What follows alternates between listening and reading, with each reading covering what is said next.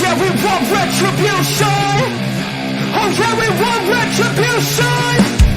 Oh yeah, we want retribution. Yeah, we ran out of patience. Boil up with the cold hard hatred. I can feel the vibration. Feet in the streets, it's a new sensation. I wanna break faces on the pavement. I wanna make greatness look complacent. Adrenaline awakened, I can taste it. We can make an impact, grab and then take it. Like a disease, bring to their knees. No pain for their disease. Just like a weed.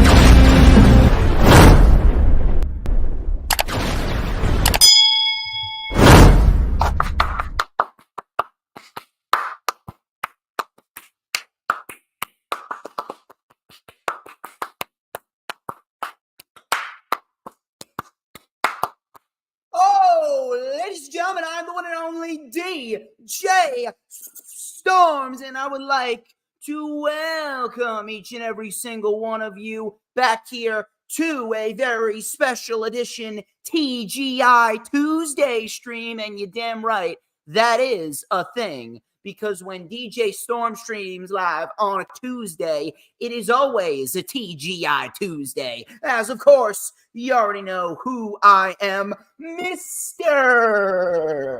Controversy and the operator of the best damn X, formerly known as Twitter, handle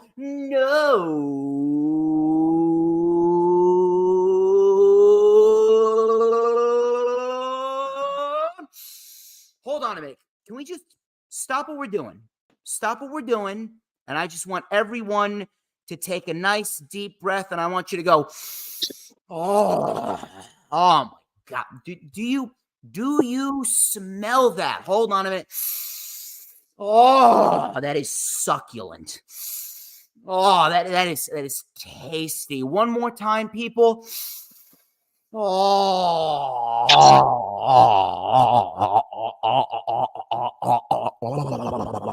shit. Do you smell that? Can you please tell me what that is, HooliGrim? It's scintillating. It smells like pure fucking excellence. Oh my God, you could not be more right. It is pure fucking excellence. Wait for it. Wait for it.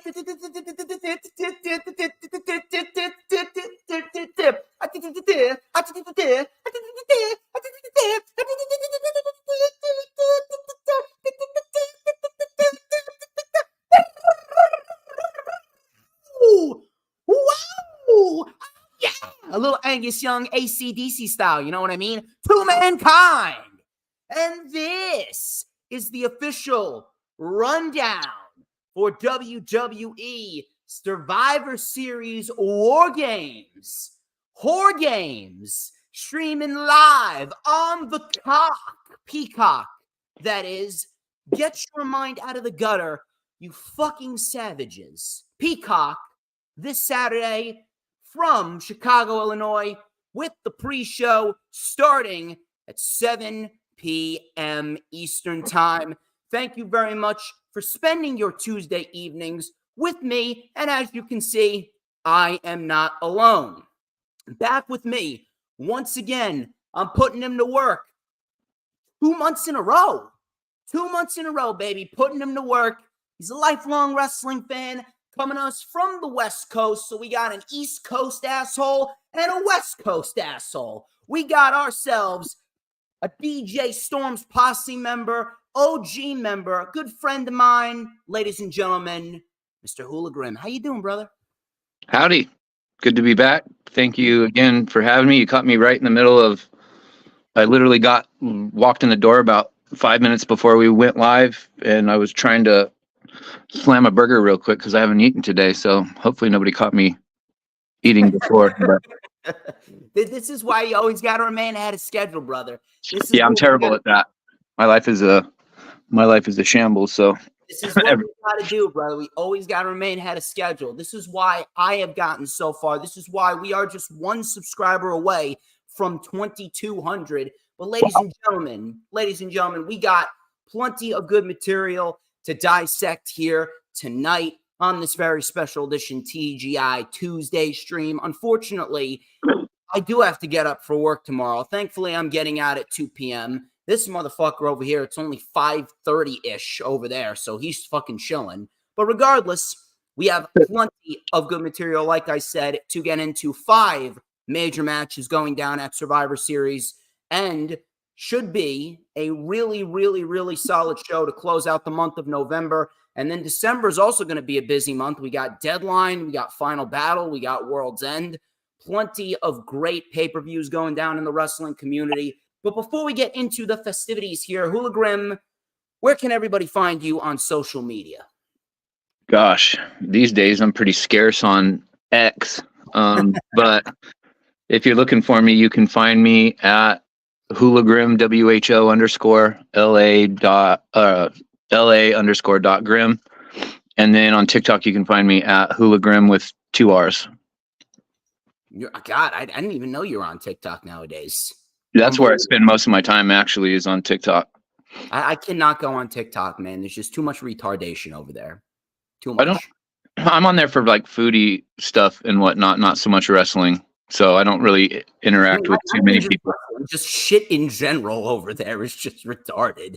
Yeah, it's a good time. If you want to be entertained with some comedy relief, read the comments on any video, man. For real, you'll get lost. If anything, I'll just listen to Jim Cornette's shitty ass opinions. My God, I'll just listen to him. I saw that today on Twitter. I swear to God, man, like it boggles my mind that people would actually believe that an overgrown Oompa Loompa on crystal meth is credible. It's unbelievable.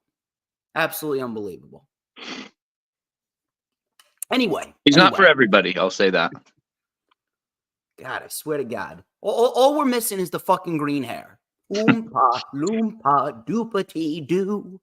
Anyway, you can follow me on social media, on X and on Instagram. I'm fucking out of sorts today. It's unbelievable. I ran into traffic today. I had to rush home. I had to work out, take a shower. I had to eat some dinner. Then I forgot to put the fucking banner scrolling across the bottom. There you fucking go. There you fucking go. It is the rundown. You can follow me on X and Instagram at HistoryMakerDJS. Once again, at HistoryMakerDJS. You can also add me on my personal Facebook as well. For collaborations and business inquiries, please send me an email. My email is, of course, StormsTakeOver@gmail.com. Please make sure that you like the official DJ Storms business page. And I may just send you an invite to join the official DJ Storms posse group on Facebook. And HooliGrim, as you can see, he is an exclusive member. Get your DJ Storms posse wristbands right now and your t-shirts too. Your t-shirts. It is very, very vital that you do so. You can see this beautiful face all over your torso. And on the back, it will say, I am inevitable. So please make sure you get your DJ Storms merch. Also, go and follow me on Rumble. I am officially taking over Rumble, the alternative to YouTube. I've been posting some videos over there. I've been posting some DJ Storms, JV Thunder drum covers over there. And for the very first time, I will be going live on Rumble the day after Final Battle, December 16th. So please make sure you follow me on there. Go show me some support because we are entering a new era of Rumble, the era of DJ Shizzle Dizzle, my nizzle. Of course, please make sure that you go and check out all my sponsorships. Number one, Brittany K, wonderful woman, very good friend of mine, big supporter of the channel. She does beautifully crafted designs from scratch on her iPad of pro wrestlers, no matter what wrestling company it's from, and she also does Twitter avies and banners. So if you guys are looking for a really solid pro wrestling drawing, graphic design, or a new Twitter avie and banner, she is your girl. Her Twitter is Brittany K5150, while her Instagram is Brittany K Designs. Shout out to Jay Aletto of the PWP Nation brand. He's the creator of PWP Nation, and he's a good friend of mine. We are in business together. We are not streaming live on the PWP Nation Facebook page right now. However, we will be streaming live on the PWP Nation Facebook page on Saturday. And, of course, we will be doing that in 2 weeks for World of Wrestling, PWP Nation's World of Wrestling, episode number 4. Plenty of good material to talk about on that episode, that is for sure. Do not miss it. And then next month, it's going to be a busy one. We got the rundown for NXT Deadline, rewind for NXT Deadline, rundown for Final Battle with Jay Leto, rewind for Final Battle. I think I may have to call you back for the rewind for Final Battle, HooliGrim. And then, of course, we got the rundown and the rewind for AEW World's End. A lot, and I mean a lot of great material going down in the month of December. And we are going to close out 2023 in the best way that we possibly can. We're going to do it DJ Storm style. It's the best way to do it. Of course, please make sure that you like the stream, whether you're watching on Facebook, YouTube, or X. No Twitch tonight, because I don't know what the fuck's going on, but the Hardcore Sports Twitch, it absolutely sucks balls. Twitch sucks balls. That's why I'm going over to Rumble. I don't give a fuck about Twitch. I don't know who the fuck gives a fuck about Twitch, because Twitch, it has gone downhill significantly. That shit is only for gamers, okay? I'm not a fucking gamer. I'm a wrestling analyst, and I am the best analyst on the motherfucking planet. So please, go like the stream, whether it be on X, the DJ Storms business page, or the DJ Storms Posse group, or the Hardcore Sports YouTube channel, or my YouTube channel. Share it out, whether it be on X, Instagram, Facebook, Pinterest, Tumblr, Snapchat, TikTok, Rumble, whatever social media platforms that you may be using, because it's very vital that people get their dose of DJ Shizzle Dizzle, because if they don't, then their lives are not being lived to the fullest, because it is a known fact that I make people's lives better. And of course, you got to get some HooliGrim in your life as well. I know that Dee Dee loves HooliGrim. I mean, just take a look. Hi, Dee Dee. Is she in the chat? Yes, look at this shit right there. Look down there. I can't see. I can only see the studio that I'm in. She called you handsome. Hi, Dee Dee. Good to see you. It's like Dee Dee's becoming a fucking mark for HooliGrim. It's unbelievable. On top of that, please make sure that you hit the subscribe button, whether it be on my channel or the Hardcore Sports YouTube channel, because I am on the road to 2,200 and Hardcore Sports is on the road to 1,000. We are growing rapidly, and this stream is going to help boost up these watch hours, because I want to get fucking monetized on YouTube as well, and I'm going to be able to do that while cursing up a motherfucking storm, you sons of bitches. So please make sure you hit the subscribe button, and when you do so, this is the most important part. You gotta, and I mean, you gotta hit that notifications bell with a huge coup de grace, because that way you're going to know whenever I pop up on YouTube. Because whenever I pop up on YouTube, you know what time it is. Oh, baby, it is the best time to be on YouTube. And do you know why? Because it is the only time that you're going to get to see this oh so glorious sideburn chin strap combination and this beautiful mustache right here. Hold on a minute. It's in here somewhere. Hold on. It's in here. You're going to have to dig deep, probably. Yeah, I know, dude. I'm trying. These pockets, I swear, I carry a fucking locker in my pockets every single time. Wait a minute. Really? I thought you were just happy to see me. Anyway. Oh, yes. Look at that shit right there. This beautifully crafted magical ace black comb. Hold on. I gotta blow on. It is so sizzlating. We're going to light it up right here on the rundown on a Tuesday, on a TGI Tuesday, with a little and a dash of and a whole lot of because like hot, fresh, sizzlating meatball pizza with a side of garlic knots, and of course the marinara sauce for dipping. Got to sprinkle a little bit of garlic salt on there, a little bit of Parmesan cheese. I am just so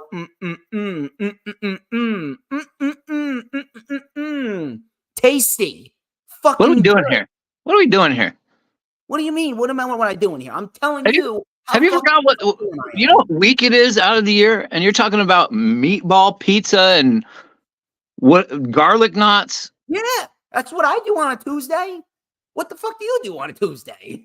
Well, I mean, a normal Tuesday, yeah, but I figured you were going to go with some of the Thanksgiving spread for this week. Oh, trust me, we'll be getting plenty of Thanksgiving spread on Thursday. We're gonna get the turkey and the stuffing and the fucking mashed potatoes. Got to get the meat gravy in there. Maybe some stuffed mushrooms in there. I'm a stuffed mushroom type of guy, that's for sure. I'm a big stuffed mushroom type of guy. Did your family do lasagna at Thanksgiving because you're Italian? No, we've done lasagna at Christmas time though. Christmas time, okay. Because I heard something today from an Italian guy that said that traditionally Italian Americans do lasagna for Thanksgiving, and I've never heard of that. So we also actually do seafood for New Year's. That's some good shit right there. Got to get a nice calamari, nice seafood salad, maybe some grilled shrimp. That's what you guys do it different on the East Coast, man. I got to get over there sometime for the holidays and get some real Italian food because it sucks out here. Dude, let me tell you something. I'm like fucking Shaggy and Scooby when it comes to food. I fucking love to eat. That is like number 3 on my list when it comes to things that I love the most. It's food, it's music, and then it's wrestling. Gotta love that shit. But Agreed. As you know, I am just so fucking succulent good. I'm the tastiest snack in the IWC. Let me fix up this picture perfect pompadour right here. Because I will not argue with you on that. Yeah, everyone wants a piece of the Stormsmeister. You already know the drill. Anyway, we can talk for the next hour and a half about how awesome I am. It's already been known, but we have a show to get into right here. So why don't we get straight into the festivities here on the rundown? You're so humble. Has anybody ever told you that how humble you are? Oh my Probably God, not. I get it all the time, man. I get it all the fucking time. Dude, let me tell you something. If I was humble, do you think I'd be where I am today?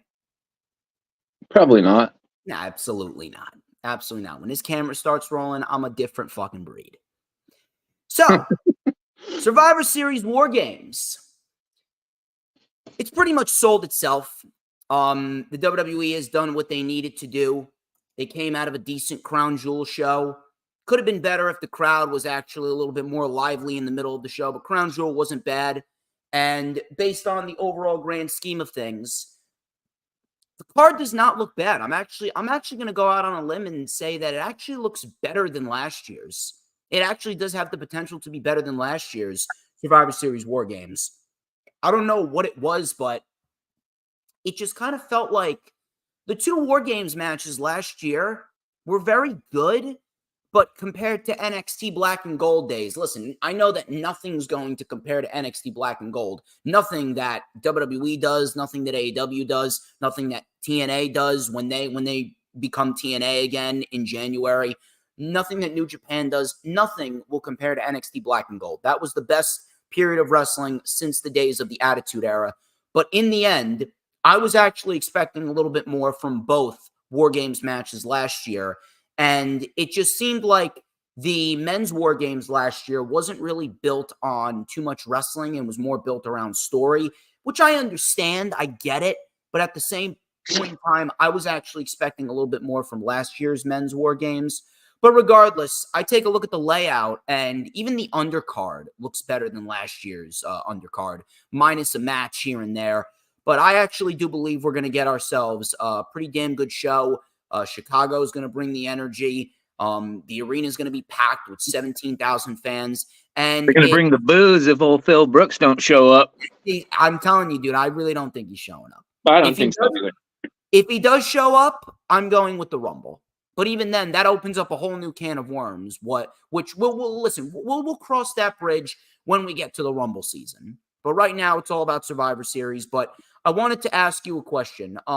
You take a look at the build, and I realize that you haven't been keeping up to date, but I assume that you know what's going on, and you're pretty in tune because obviously you're active on social media. You see what's going on. Mm-hmm. What are your thoughts on this overall card? If you've seen the overall layout of it, and if you haven't, I can give you this. Quick rundown of the card. So, first of all, you're correct about the about NXT Black and Gold. But as somebody that's been watching wrestling since WrestleMania 3, that's dating me. He's giving away my age there. But even in the Attitude Era, like I grew up, if you grew up as a child or a teenager during the Attitude Era, you're probably always going to have that special place in your heart for that time period. And wrestling will probably never compare to then if you're a wrestling fan. But I want to say NXT Black and Gold over that period of time consistently, not even the Attitude Era put on epic pay-per-views one after another for years like NXT did. NXT Black and Gold was probably the best era of in-ring wrestling I think I've ever seen in my life. Dude, NXT TakeOver Portland to me will always have a special place in my heart just because of the fact that that was easily one of the top 5 best takeovers ever, number 1. And number 2, that was the last true takeover before Vince started to take over. And here I thought you were going to say it was your favorite because I live in Portland. No. Like it's one of my top 5. My favorite was NXT TakeOver New York. That's my personal favorite. But you're burying me here, DJ. Look, I said it was top 5. I said it was top 5. Well, that's fine. It doesn't matter what you ranked it. I thought it was up there because I'm from Portland. I thought that's what the main reason was. But I was putting it up there because of the fucking bangers that we got on that show. Specifically, that show was so amazing to be at live. Gargano, Balor, Dijakovic, Keith Lee, Tommaso Ciampa, Adam Cole, NXT Championship. I mean, how can you not go out of your way to support that? I still think about that match with Dijakovic and Keith Lee to this day.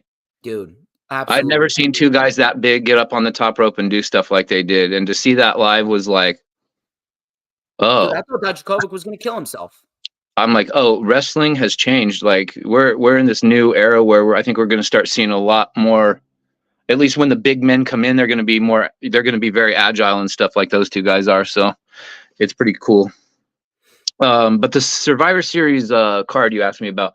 So I know what's going on with the War Games matches. I'm a bit concerned that there's only 5 matches. Not that I want a really long pay-per-view, but I just hope it's not Boar Games. You know what I mean? Well, I mean, the War Games match doesn't necessarily start until all the participants are in the ring, so you can imagine that we're going to get they're going to take a while. Crazy high spots and shit like that. Yeah, so those 2 matches will probably eat up a good chunk of the pay-per-view. I'm sorry, my mind is blanking on what the other 3 matches are. I can't think. The other 3 matches, it's Carlito and Santos Escobar, Rhea Ripley, Zoe Stark for the WWE Women's World Championship, and then Gunther and The Miz for the Intercontinental Championship. Those are the 3 matches aside from War Games, huh? Those are 3 matches aside from War Games. You think that they didn't add any matches last night on Raw, did they?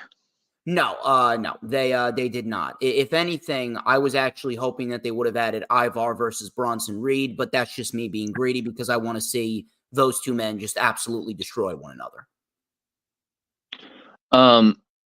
It's still trippy to me that Carlito is back in the WWE. I'm still not used to that, even though I think it's awesome because I always liked him. It's crazy to me that he's back. So the fact that he's got a pay-per-view match is, wow, who'd have thought? It's pretty crazy, but I have a feeling that it's just an interim match. If you want me to compare this, if you remember with NXT TakeOver War Games back in 2019, we were supposed to get Balor and Gargano at TakeOver War Games 2019, not NXT TakeOver Portland 2020. We were supposed to get at 2019 NXT War Games, but Gargano got injured. Oh yeah, Gargano got injured, and they had to replace him with Matt Riddle, and Matt Riddle took on Finn Balor. That's right. If anything, I saw this as Rey Mysterio and Santos Escobar, but it came out that Rey Mysterio was working 3 months with a torn fucking meniscus, which I'm even questioning why they even gave him the U.S. title. Why didn't they fucking give LA Knight the United States title? I mean, come on, it's fucking mind-boggling to me. It's a fucking simple solution, and just like WWE does most of the time, they fuck it up. But Rey Mysterio and Escobar was supposed to be the match. Rey got injured. He'll be out for like a month and a half, 2 months. And then I'm assuming that they'll start the build towards WrestleMania with Escobar and Rey Mysterio. But they put Carlito in there as an interim program to that way get Santos Escobar on pay-per-view, get him a win, and gain him some momentum. And then it kind of stalls until Mysterio. Pretty much. But that's pretty much the layout of the card. I do believe if they play their cards right, this could be the best Survivor Series in probably the last decade. Not even lying. Like, this could be the best Survivor Series since the Survivor Series where we had Team Authority and Team Cena and Sting debuted. I remember that Survivor Series very, very well. I was fucking watching on the WWE network in my basement. Back when I had my Xbox working, I remember when I still played video games and shit. I remember watching that, and I was fucking marking out that Sting showed up. Good shit right there. But you got a good memory. What'd you say? You've got a good memory. I know, dude. I get it all the time from everyone that I come in contact with. My memory, I got everything lodged up in here. Don't have children. Unfortunately, I want to be a proud Italian father, so not now. Not now. I'm only 24. But let's talk about the layout here. We got the women's war games. Let's talk about that, which I'm assuming is going to kick off the show. Becky Lynch, Charlotte Flair, Shotzi, and Bianca Belair versus Kairi Sane, Asuka, Io Sky, and Bayley. This is a war games match. I actually put it out there a couple of times on Twitter, and I put it out there a couple of times on my show. I said that the women don't deserve a war games match this year. Agreed. Not because they're not talented.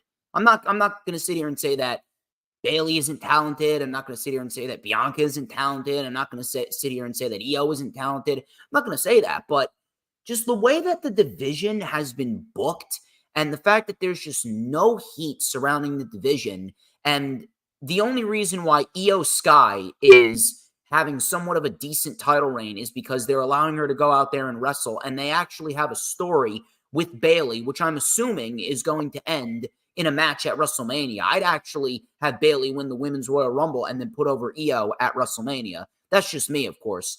But outside of that, dude, like, the women's division just had nothing going for it this entire year. Did you say that the women's War Games match is Bianca? Oh, you said Bianca Belair, Charlotte, Becky, and Shotzi versus Damage Control, which is Bayley, Io Sky. You said Asuka and not Dakota Kai? Kairi Sane. Dakota Kai is still recovering from an injury. Well, that's crazy. I didn't realize that WWE had the Black Lotus Triad from Lucha Underground on the same team for War Games. Yeah, Kairi Sane, she returned at Crown Jewel, and now she's a member of the new Damage Control, which I'm assuming that's going to result in, the Black Lotus Tribe. They're going to be the new, pretty much Japanese women's killer faction. Yeah, they need to be when I saw them in Lucha Underground years ago, I kept thinking about like what they would do if they were in WWE. I could totally see them being just the three of them just taking over, I do believe that this could be the start of that. Now, even though the titles don't mean shit, I would have Asuka and Kairi Sane win the tag team titles, and then boom, there you go. Yeah. There you fucking go, man. That's crazy. Kairi Sane came back after the way that they booked her and stuff right before her departure. I'm surprised she's back. I mean, it's really like makes no difference. It really makes no difference because outside of last night, which was actually a very good episode for women's wrestling on Raw, outside of last night, dude, the women's division has just been it's been booked like absolute shit since the draft. Like, Raw has absolutely no major names, and SmackDown, they got all the major names, but they're just playing Ring Around the Rosie with three women. It's Charlotte, Bianca, Asuka, Bianca, Charlotte, Asuka, Charlotte, Asuka, Bianca. Round and round and round we go. And then insert Io in there. Insert Io and insert Bayley, and that's pretty much it. Like the women's division, it just has no buzz around it, which is why I said that the women's War Games match, it's just so undeserved. Not because it's going to be a bad match. I think it's going to be a great match, but why exactly are you piecing this together out of nowhere just for the simple fact of, oh, hey, let's get another women's War Games match out there? If anything, what I would do, and then I'll give the floor to you here, what I would do is I would actually have them alternate every year for Survivor Series. 1 year it's a women's War Games, and then another year it's a men's. And then for the opposite gender, you give them a regular Survivor Series elimination match. Like this year, I would have done a women's Survivor Series elimination match and a men's War Games. Yeah, I'm with you. I think that the women could have a Survivor Series style match without it being under the guise of War Games. I don't think it seems like every time there's a War Games now, it's the women got to have one too, just because the men get one. And like you said, this year in WWE for women's wrestling has been absolute two thumbs down for me. They're literally hanging on 2 matches, maybe 3 matches this year. I can only name 3 great women's matches in WWE this year. Not Asuka. Io and Bianca at Backlash. Yeah. Ian Trish at Payback, and Charlotte and Rhea at WrestleMania. That's it. My problem with the women's division in WWE is that, like, I was watching Nia Jackson, Raquel Rodriguez or Gonzalez. I don't remember what she's going by now. I will admit that they actually had a match that was not a complete disaster. And Raquel was actually doing things that I didn't think that she was doing. I like Raquel. I think that I have a real big problem with Nia Jax, and I was trying to analyze it as I was watching the match. And I think my issue with the women's division, when I'm comparing their matches to the men, is that the women, you can almost see it on their face. That you can almost see that they're thinking about their next move before they do it, because then when they go to execute a move, it seems very choreographed and rehearsed and not like real fluid movement, like a reflex or a reaction type. It just feels like they're thinking about, okay, now we're supposed to do over here, we're going to do this move. Now we're supposed to go over here and do that move. And Nia Jax was doing like basic moves, like a stomp, and she was literally, there's no velocity or any kind of like, it just looked like she was poking her with her toe, just kind of like you would kind of, you walked up to a dead animal and you kind of kicked it with your toe to see if it was still alive or not. And I just feel like everything feels so rehearsed with the women. I actually didn't notice that because I was like going back and forth taking notes and then looking at the screen and then looking at my phone. I swear to God, I'm like operating like a fucking Terminator sometimes. You know, and Becky Lynch, she's got to weigh like what, 110 pounds soaking wet holding 2 bricks.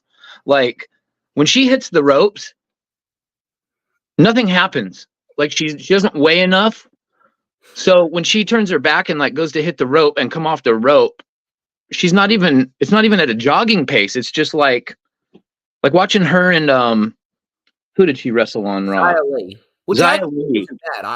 I will admit. Well, and I loved Xia Li when she was in NXT. I really liked Xia Li, but her and Becky, like it just seemed like they were going through some rehearsed choreography. It was like watching them practice a dance that they were getting ready to do or something. It seemed very mechanical and like not natural, I guess is the word I'm looking for. You know why? It's because of the simple fact that the WWE in the last 5 to 6 months, all they've been doing, like 95, I would say 96% of what they've been doing on television when it comes to women's wrestling, all they've been doing is like 3-minute matches. Mm-hmm. Like I can name you maybe 4 matches in the last 6 months for the women's division on weekly television that got over 3 minutes. And it was with all the bigger names. Becky Lynch is in there, Asuka, Io, Charlotte. That's it. Like they don't care about their undercard. Like the women's division just has no steam because they've completely disregarded everyone. Look at Rhea Ripley. Rhea Ripley right now is one of the best acts in women's wrestling as we speak, but she's not the #1 women's wrestler in the world. And it's simply because of the fact that her title reign has been a complete afterthought. She is pretty much hanging on to the fact that she has a great aura and she is pretty much the de facto leader of the Judgment Day outside of the last couple weeks because Damian Priest is now claiming himself to be the leader. But dude, the only good match that Rhea Ripley's had, and I'm not saying that because she's a bad wrestler, I'm saying that because they haven't really given her anything to work with. The only match that she's had throughout her title reign that's been memorable was the match with Natalya back on July 3rd. Oh, yeah.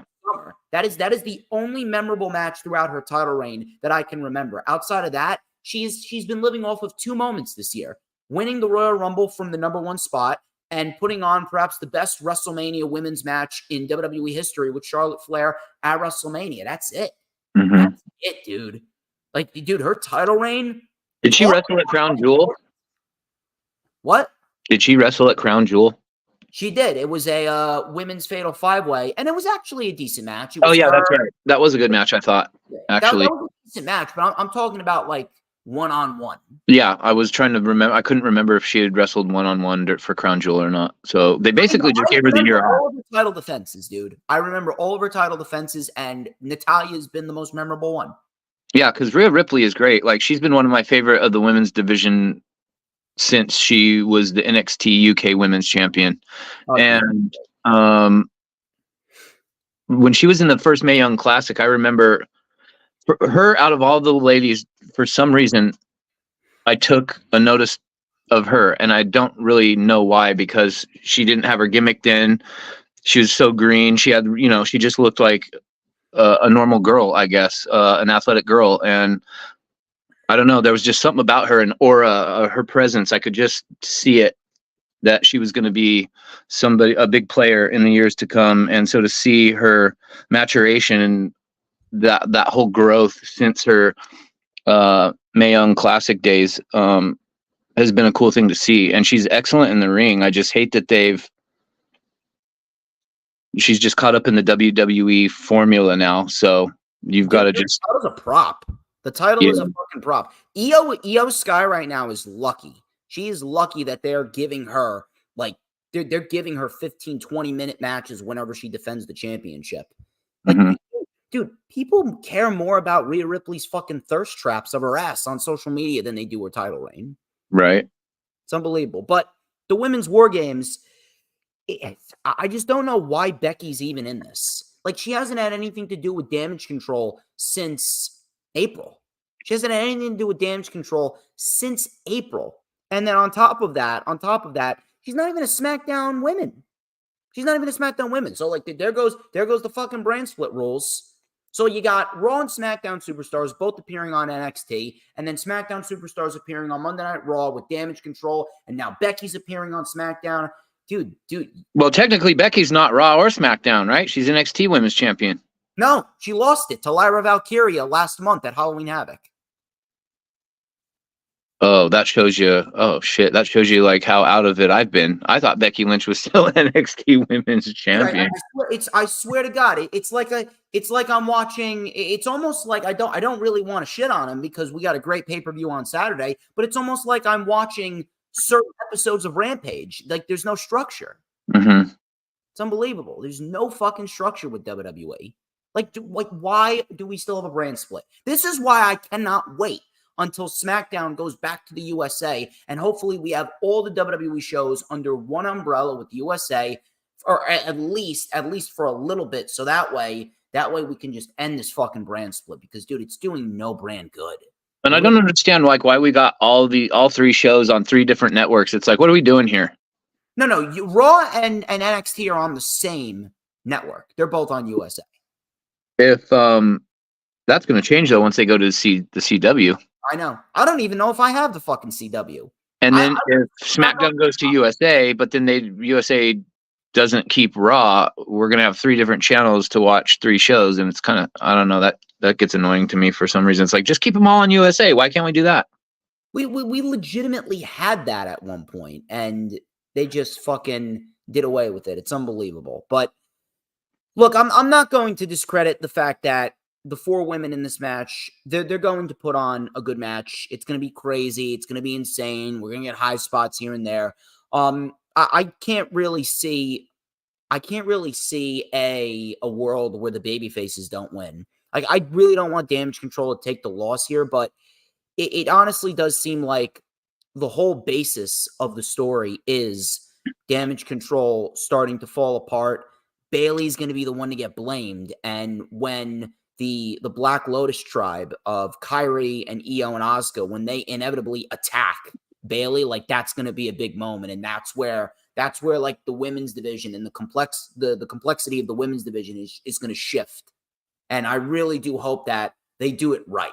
I do hope that they do it right, and I do hope that they do right by Io and Bayley and give them the time to tell the story going into WrestleMania, because that is your women's championship match for SmackDown. It's Bayley and Io. They've been building to that for almost 2 years now.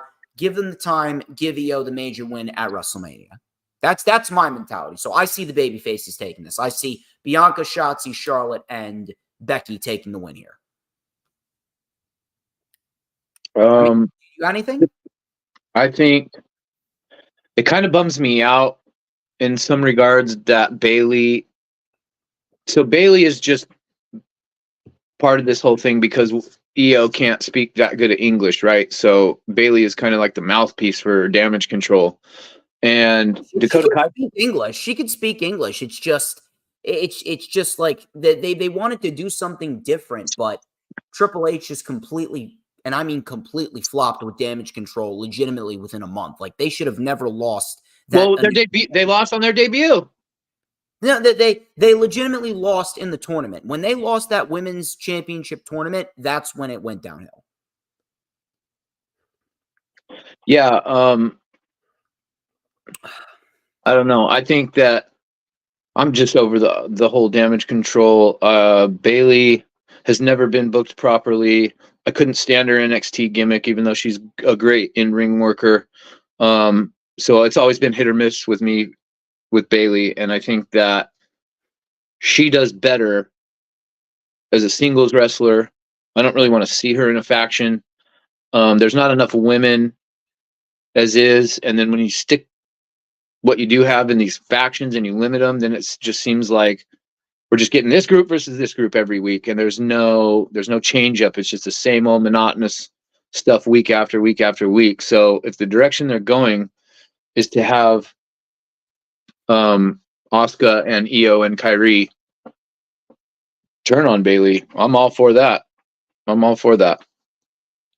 So from there, let's talk about the undercard. We got Carlito and Santos Escobar. We talked about this earlier. Pretty much just a fill-in match, a backup plan because Rey Mysterio was injured. I don't want to discredit Santos, and I don't want to discredit Carlito. Carlito is my God. Like, I wish I could look that good right now. I wish I had a fucking 8-pack like Carlito. And then on top of that, Santos Escobar, the promo that he cut on SmackDown, that was very, very good. Like, Santos Escobar just came off like a fucking dickhead. And that's when Santos Escobar is at his best. When Santos Escobar was in NXT and he was the fucking emperor of Lucha Libre, that was the Santos Escobar that I wanted on the main roster. And now it seems like we're going to get that. But I don't want to discredit either man, but is it me or does this feel more like a pre-show match? I think that, like I said earlier, it's probably just, like you said, the original plan was to be Santos and Mysterio, but since Mysterio had surgery, they kind of got to do something with him because he's stuck in the middle of the storyline. So they got to do something to stall for some time. So I guess, I mean, isn't Carlito though? Weren't they all part of like the LWO? Yeah, they are. And ever since Santos attacked them, they pretty much dodged the LWO. Okay. But here's an interesting factor. Joaquin Wilde and Cruz del Toro have not joined up with Escobar. So you think that they're probably going to have something to do with this match, you would think?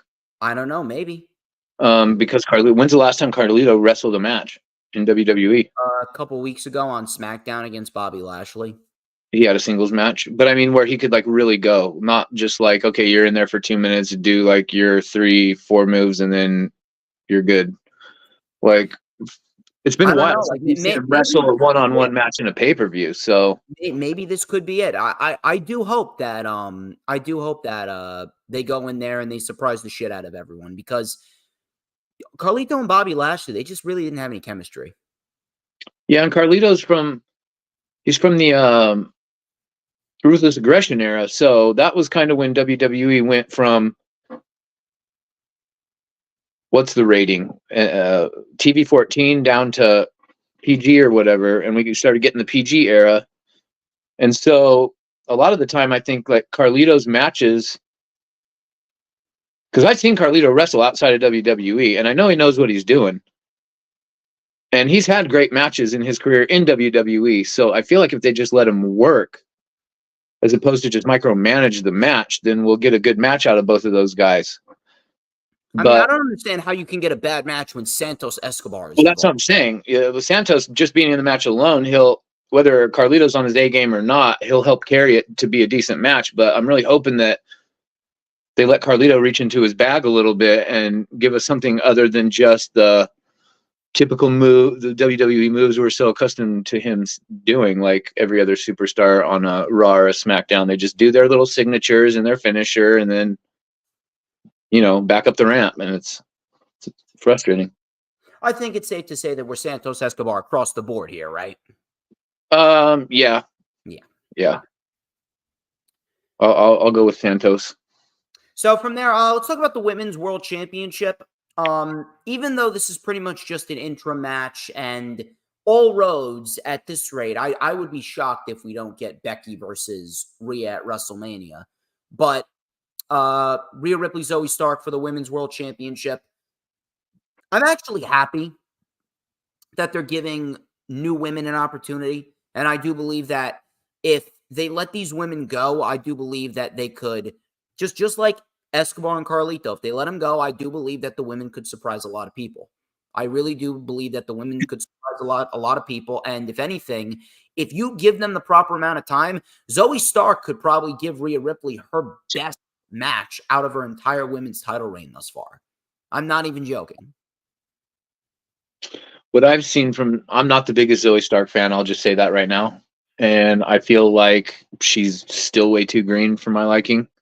I think that I see what Triple H sees in her. I just don't think she's there yet. And I don't think that she's not there yet. I mean, that's pretty obvious. Well, and here's the issue. So the issue for me is if she's not there yet, she's got no business in a title match on one of the top 4 pay-per-views. Well, the reason why she's not there is because she is still very, very blah on the microphone, and yes. a lot of that comes with the fact that WWE just overly scripts everyone. Right. If you just let her talk a little bit more naturally, like I will admit, the promo that she cut on Rhea Ripley last night in the backstage area, that wasn't necessarily a terrible promo. It still felt a little too scripted, but it was not a bad promo. But in terms of a wrestling ability, I mean, Zoe Stark is actually a hard hitter. And she's very stiff. I'll give you that. She works really stiff. And that's what I want out of a women's wrestler. You give her the time of day to work stiff with Rhea Ripley, you're going to get a hard-hitting women's match. Right, because Asuka works stiff for a female. Rhea Ripley does. There's a number. I'm sorry? EO for sure. So I feel like the potential is more than there. I just think that I'm not really taking her promo skills into consideration. I'm just thinking about like how this match is going to go in the ring. And I feel like my issues with Zoe Stark are, for one, I think she needs more time to hone her craft. And also she needs, in my opinion, to work on her facial expressions. Cause I feel like a lot of times it's just over the top and it's so overly dramatic. And it comes off as cringy sometimes. But we'll see. I think that Rhea Ripley is a good dance partner. I don't know if I've seen them in the ring together yet, so I'm not sure what their chemistry is like, but I love Rhea Ripley. So the Fatal 5-Way at Crown Jewel, but I don't think you can really take that because you had 3 other women in there, and it was pretty much just a free-for-all for 12 minutes. Yeah, it was chaos in that match. And it worked. It worked. I will admit, it worked. It worked. Yeah, it was a decent match. It was one of the better matches at Crown Jewel, if I remember correctly. Still, the best one was McIntyre and Rollins, so I'm just going to throw that one out there. But I feel like, I mean, like, who else were we going to get? You know, who else is Ripley? Because they haven't really done anything with Ripley, like you said, all year. So, dude, if I'm going to throw this out there, I would have just fucking pulled the plug on Rhea Ripley's title reign and given the fucking title to Shayna Baszler. Like, does she really need the title at this rate? Does she really need it? So I thought the way that they were going with Ripley being the champ, and she kept winning, kept the title. By the time we got to Mania this year, the road for me to Survivor Series was clear. I thought we were heading towards a Judgment Day Bloodline sort of War Games, and I thought it was going to be one War Games match. And since Rhea Ripley is in Judgment Day, I thought the Bloodline would bring in a woman like a Nia Jax or something, and they would kind of have Rhea and Nia or whoever mix in with the guys, not wrestle them obviously, but I honestly thought we were going to get a Judgment Day versus Bloodline, and we kind of did, but it was way too convoluted, and it's been a mess to get here. But and it's not really the Bloodline versus Judgment Day in the end. I know Jay is in the match, but yeah, it turned out way differently than I had expected. So my point in saying that is, I kind of understood what they were doing with Rhea, if that's what they were going to do for Survivor Series, but they went a totally different direction. So yeah, I don't really know what the purpose of keeping the title on Rhea for so long is for. Like, listen, if they lined up a solid amount of challenges for her, like, look at what AEW is doing with MJF. AEW has all the challengers in the world for MJF, even after Full Gear. You got Samoa Joe, you got Wardlow, you got Adam Cole potentially, the Devil, whoever it may be, potentially Hangman Page, potentially Swerve Strickland. Look at all the challengers that they got lined up for him. Potentially Will Ospreay, who just came in. Max Caster. They got all these storylines running through MJF, so you don't know necessarily who his next feud's going to be with, but there's so many options. It's got you like, oh, well, what's it going to be, you know? And I wish WWE has gotten so far away from doing storylines that intertwine with each other that it's so hard for me to sit there and watch a Raw or a SmackDown nowadays. I can't really do it. Like today, I was trying to catch up on Raw before we going live with you, and I'm just like, it's literally a formula that they're doing. It's literally like, you've got 3 minutes, go out there, get your little signatures in, and well, to be fair, we did get some good wrestling on last night's Raw. To be fair, they did what they needed to do. I'm not saying the wrestling isn't good, but it's so formulaic because of the time constraints, and they don't get, Raw's not going to be a show where they go out there and lay it all out. Give us your best match. They're not going to do that. They do. It all depends on how big of a show, really. It's very rare when they do that on a Raw nowadays. It's very rare. The last time was actually on the Halloween edition of Raw, where we had the Creed brothers and the Alpha Academy. They tore the house down. Oh, I missed that. Oh, dude, you got to go back and watch it. They tore the fucking house down. It was like Omega Kyle Fletcher tore the house down. Wow. But I do believe that if they want to, Zoe Stark and Rhea Ripley could end up having the best match of Ripley's title reign. If they lined up better challengers for her and they actually put a focal point on women's wrestling and the women's championship, I would be singing a different tune. But at the end of the day, I mean, you take a look at Shayna Baszler. What exactly has Rhea Ripley done that Shayna Baszler hasn't done? Shayna Baszler was doing Rhea Ripley before Rhea Ripley was doing Rhea Ripley, but better in NXT. So I don't understand why Rhea Ripley can do what she's doing now, but Shayna can't. Because Rhea Ripley has youth, I think, on her side, and she's part of a big faction, and she's selling a shitload of I'm Your Mommy t-shirts, whereas Shayna Baszler doesn't really, like, they just, she's booked as the former MMA fighter, and that's really it. They don't have her in any... Because they didn't expand on it. They haven't expanded on Shayna Baszler since her feud with Becky Lynch, where she was buried at WrestleMania 36 in front of nobody. Mm-hmm. They haven't expanded on her. And on top of that, Rhea Ripley, she don't need the fucking title to sell all the merch. It's like Roman Reigns. Like, Roman Reigns doesn't need to be champion in order for WWE to sell out these fucking arenas. At the end of the day, Roman Reigns isn't even a draw. Right? Like, he's like Brock Lesnar. He's a draw that doesn't draw. I honestly think Vince looks at his female talent and analyzes them by whether he would fuck them or not.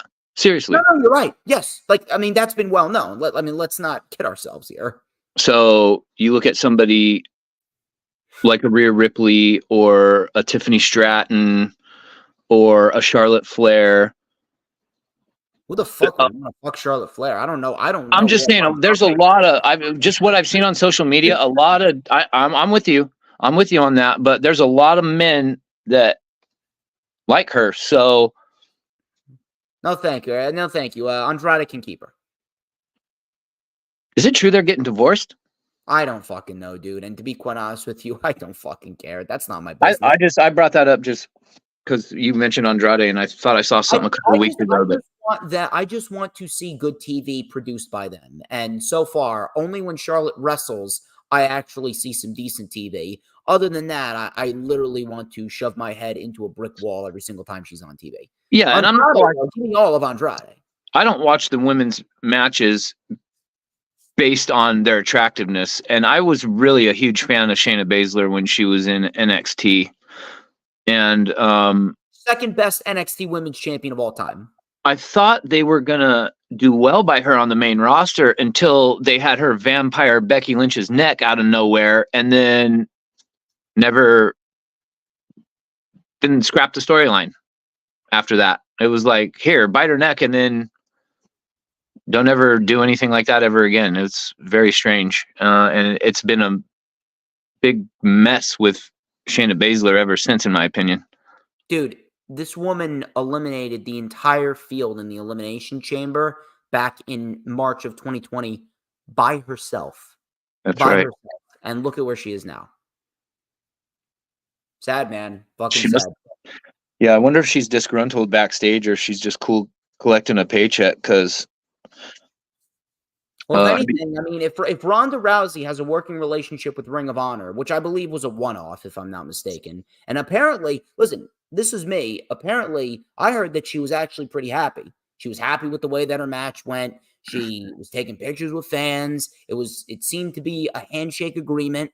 In a weird way, I don't know why, but in a weird way, I don't mind it.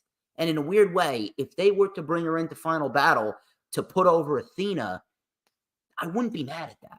I don't know what it is. I think what Ronda Rousey wanted ultimately was to pretty much just be in charge of her own wrestling career, like her own image, her own likeness and stuff like that. And you can't get that in WWE. They're gonna copyright everything and make their money off of you however they can.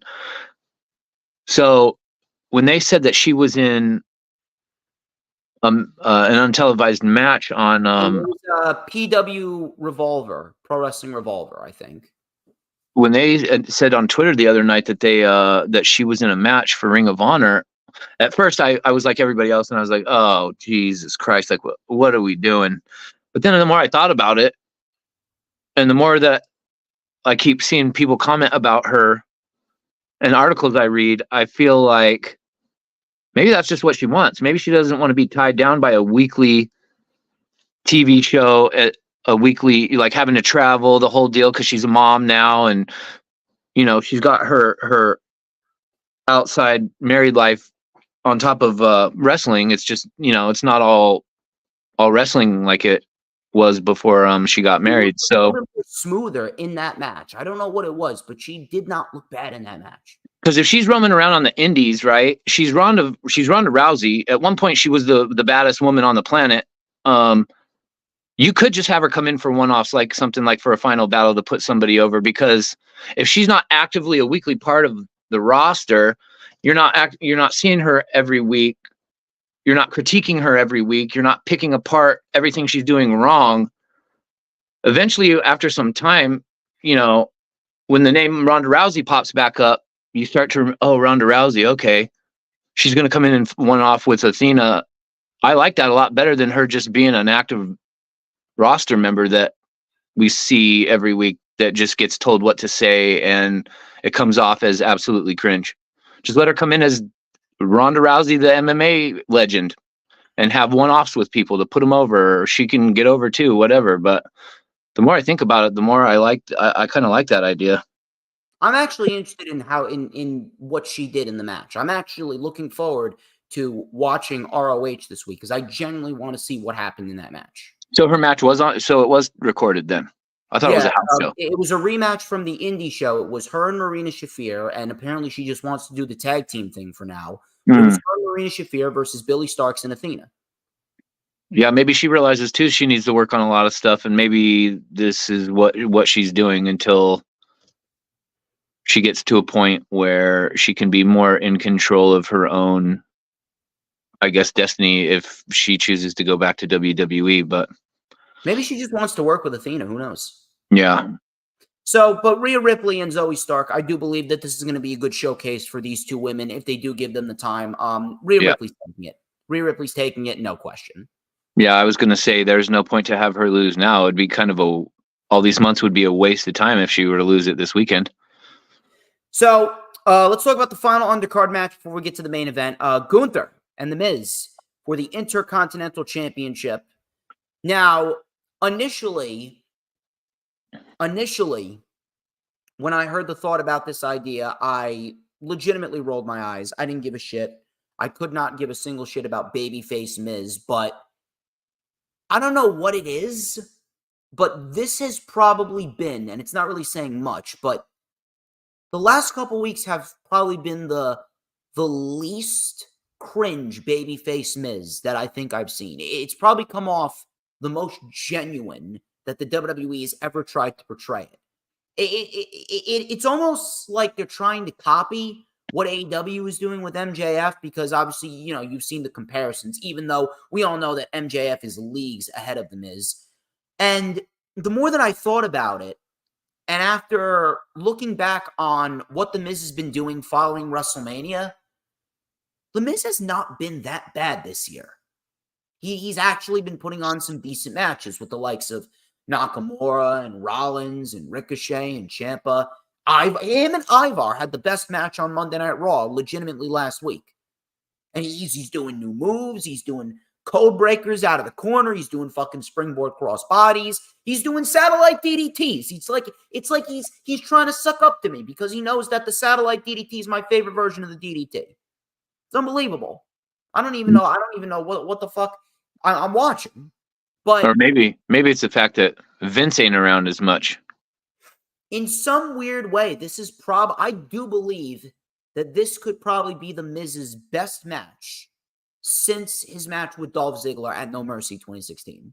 It's something, I don't know what it is. Something in my gut is telling me that these two are going to go out there and they're really going to surprise a lot of people. I think you're right.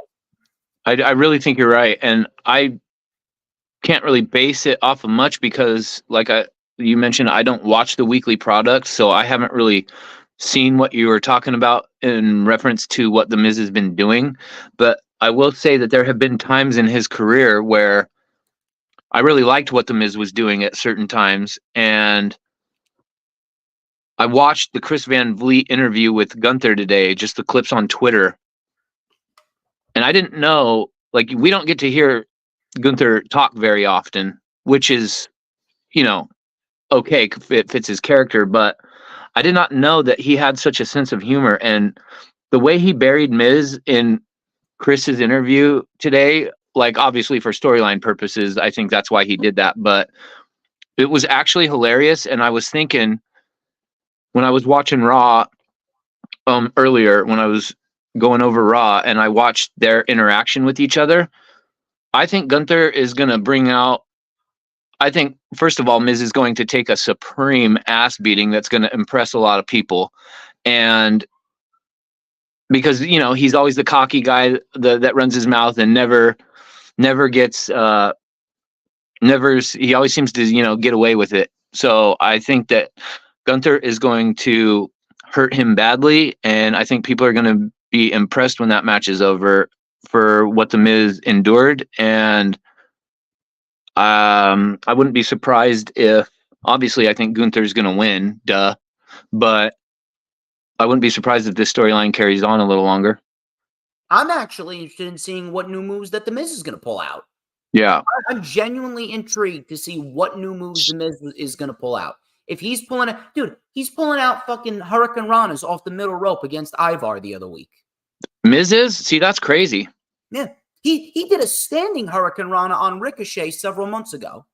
I wonder why he's doing all this new stuff now. I honestly wonder if it's all these years because he was the Real World MTV, NBC, Universal guy.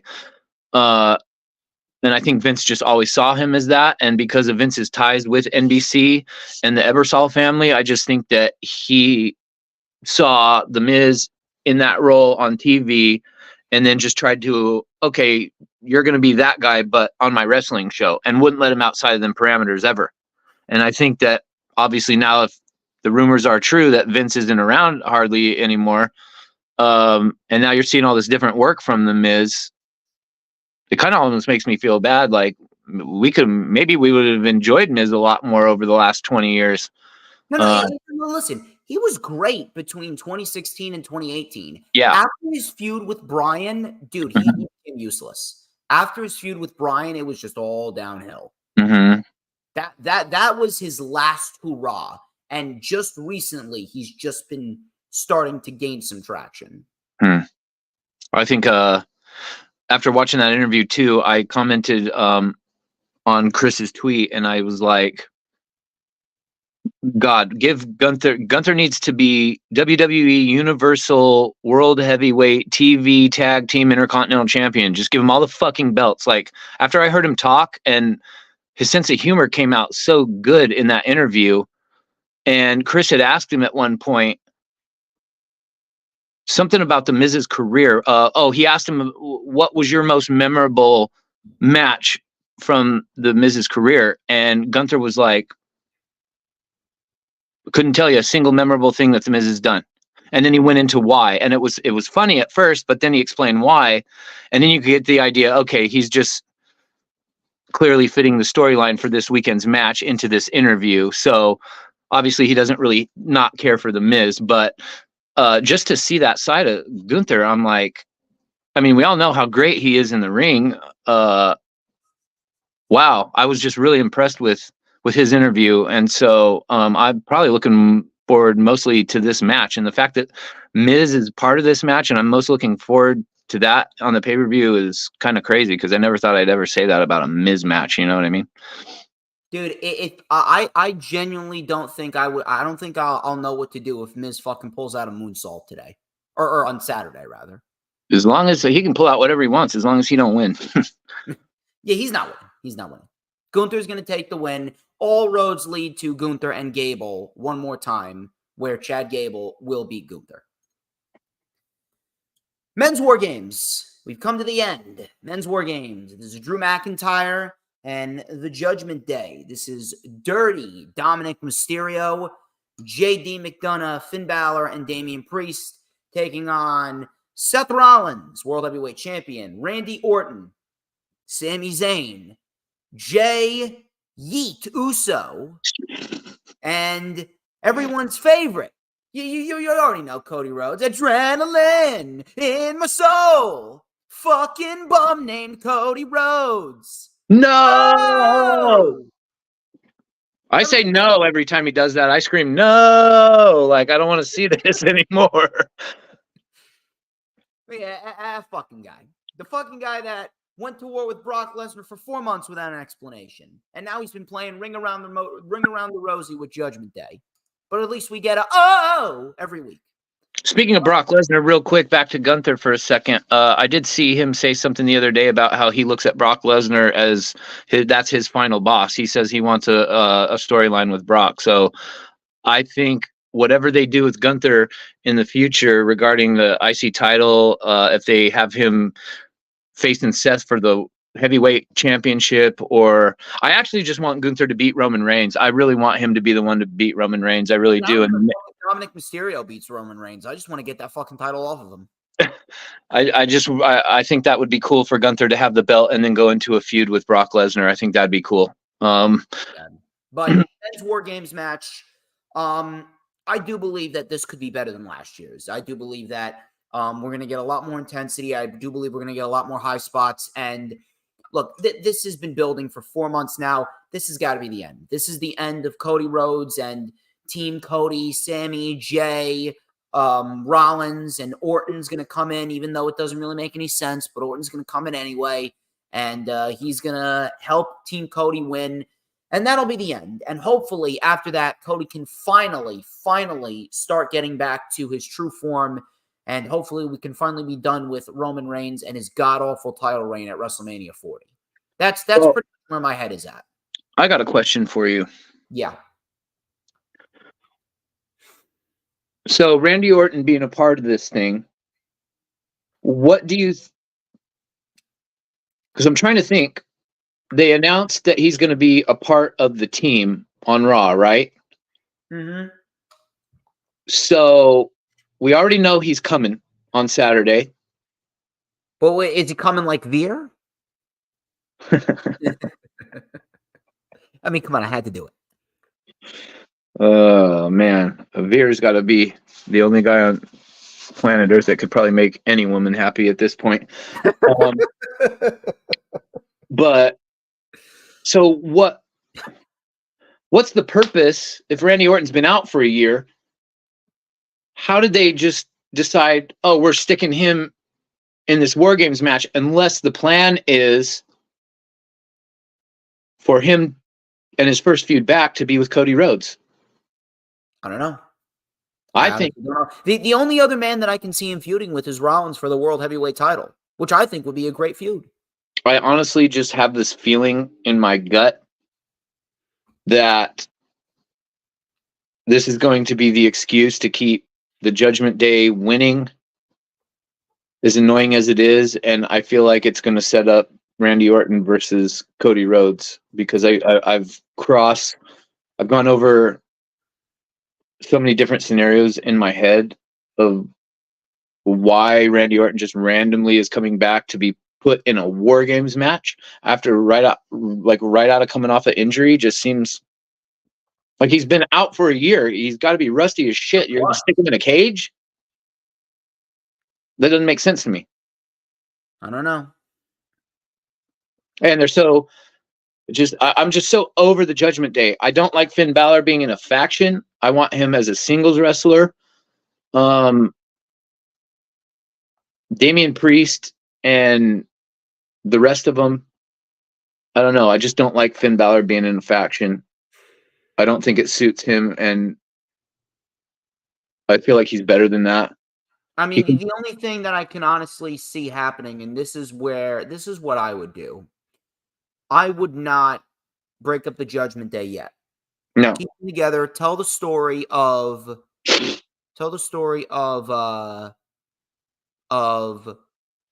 Damian Priest cashing in. Damian Priest cashes in at WrestleMania in the match between Gunther and Rollins. Priest pins Rollins to win. He beats Rollins at Backlash. Rollins gets drafted to SmackDown. And then in the spring and summer months, it's Imperium versus Judgment Day, ultimately resulting in Gunther winning the World Heavyweight title at Bash in Berlin. Like, we don't need to rush the title onto Gunther. Wait, they're doing a show in Germany? Yes. Because I knew they announced the Backlash in France, right? But I didn't know they announced a German show. Yeah, it's Bash in Berlin on August 31st. Well, I don't like that. I don't like that for Gunther's chances. The hometown boys always lose in WWE. No, they've been having the hometown boys win recently. They didn't let Drew McIntyre win. Well, that was different. That's because they got their hand shoved so far up Roman Reigns' ass every time he brushes his teeth, they get a manicure. So let's be honest here. I mean, come on. How many times have we seen WWE just bend over and just take the Roman Reigns cock up the ass? Seriously. Well, us fans have been taking the Roman Reigns cock up the ass for like 7 years now. I haven't. It's actually longer. 11 years. What you talking about? Yeah, I'm bad with my concept of time is off. I knew it's been an egregiously long time. Like, I've never seen anything like this in professional wrestling. This goes like, I remember hearing stories about the Bruno Sammartino days, and back in the 70s, like, because wrestling was all territorial, he was the champion for so long because he was the one that sold the tickets up in the Northeast. So you had to put the title on someone for, if you're gonna put the title on someone for that long, you better fucking have challengers lined up. But it also made sense because it wasn't a televised product back then, and you were selling territories regionally. In today's day and age, since I've been watching WWE when it was the WWF. I've never seen anybody have the title this amount of time ever. And listen, it's not the fact that he's had the title this long. It's the fact that He's wrestled like 3 times this year. 11 times this year. That's 3, 11, same thing. That's the problem. The problem is that they haven't lined up challengers, and he's wrestling pretty much the same schedule, if not less than Brock Lesnar. Why is it that Logan Paul and Roman Reigns have had essentially the same number of wrestling matches in the last year? I think I read something the other day that they were saying something about Roman Reigns' leukemia or something, but if he's really got leukemia, I do not believe that. I don't believe it. When they said that when he disappeared, what year was it? He when he took his first break, 21, and then it came out that he had leukemia. I thought it was very sus because I'm like, oh, you mean the leukemia? Oh, that was 2018. That was 2018. 2018. Thank you. That I believed. That I did believe was real, but I definitely believe that WWE over hyped it and made it seem like he was on his deathbed when in reality, like it came back and it was minor and the doctors caught it early and they gave him the proper medication so that way he'll be able to beat it. That's what I believe happened. But right now, dude, it is absolutely fucking unbelievable right now. If you are going to have someone hold the title that long, you need to be defending the title once a month minimum. I don't give a fuck what anyone says. If you ain't defending the title once a month minimum, you should not be holding the championship for that long. But here's the problem too, is he's had the belt for such an egregious long period of time that there's nobody else for him to fight. Exactly. You know why? It's because WWE doesn't build up anybody else. They don't build up anybody else. Well, facts. Yeah. That's been the issue. But the War Games match, dude, I think that we're on the same playing field here. The babyfaces take the win. Babyfaces take the win, and then we. No, I don't. I said opposite. I think Judgment Day is winning because I think they're going to set up Randy Orton versus Cody Rhodes to get through whatever time period we're going to go through until Rumble season in Mania.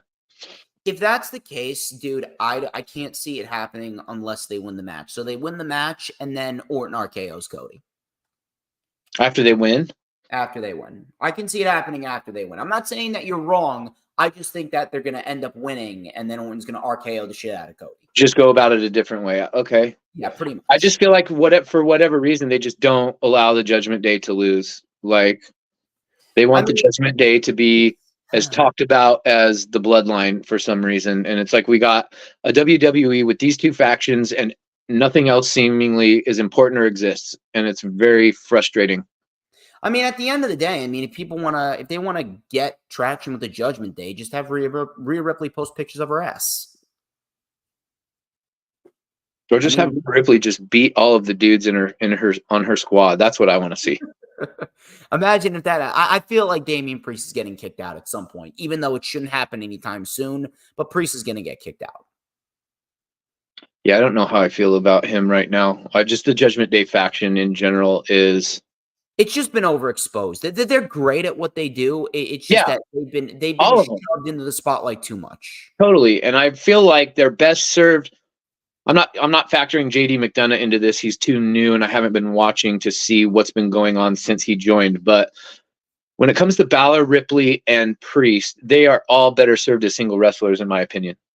They just don't know how to book them as singles wrestlers. But, ladies and gentlemen, that wraps up this edition of The Rundown. Thank you very much for tuning in. That was a quick one. Yeah, I know, right? Awesome stuff as per usual. Thank you very much, HooliGrim. Greatly appreciate you come back on. Even though it's not officially booked, maybe I'll have to have you come back on for the Rewind for Final Battle, probably on Sunday, December 17th. How about it? I would love to. Awesome. Till next time, tell everyone where they can find you on social media. Again, I'm on X, if that's what we're calling it nowadays, at HooliGrim, spelled WHO_LA_Grim, and on TikTok at HOOLGRRIM. You already know what to do as far as I go. Check me out on all platforms, social media, like, comment, and subscribe. Be sure to check me out on Rumble, Instagram, Facebook, YouTube, all of the above, because I'm taking over week in and week out. That's what we do. Till next time, I'm going to be taking Thanksgiving off as per usual. I mean, come on, I'm not going to do anything on Thanksgiving. I want to fucking stuff my face with food. That's what I'm all about. I want to stuff my face with fucking food. And I have the ability to do so because I'm a lean motherfucker. So I need to pack on some fucking weight. Till next time, he is HooliGrim. I'm DJ Storms. This has been The Rundown. But before we get out of here, we're not going anywhere just yet. This is a very, very important question. It is a very vital question that every single fucking wrestling fan must answer. HooliGrim, you're going to have to educate every single one of the schmucks that try and deny this. HooliGrim, please tell me, who runs the IWC? Who better but DJ motherfucking Storms? And happy Thanksgiving, everybody. Right, baby, who but DJ motherfucking Storms? And don't you ever forget it. 'Cause we want retribution. Oh yeah, we want retribution. Oh yeah, we want retribution.